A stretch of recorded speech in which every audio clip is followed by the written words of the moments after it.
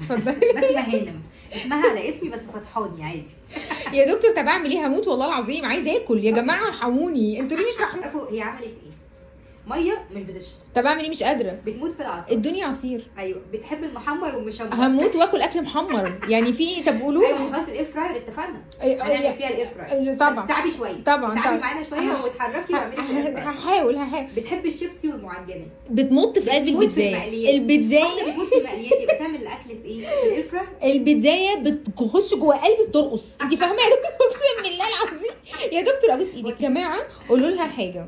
قولوا لها. عارفه عكت كام مره؟ قول لهم عكيتي كام مره؟ 5 مرات. كلتي ايه؟ قولوا لي. كلت بطاطس محمره، توميه، كاتشب، كلت سحلب، شربت سحلب، كلت حته بانيه مقليه وخدت حته بانيه. بصوا والله العظيم يا جماعه نزلت في قلبي. خدت قد ايه بقى؟ 600 جرام. احسدوكي على فكره والله العظيم. ماليش يا جماعه. قولها تدوني يومين فري، يومين بحالهم. طب انا ما عنديش مشكله تاخدي اليومين بس ما ينفعوش ورا بعض.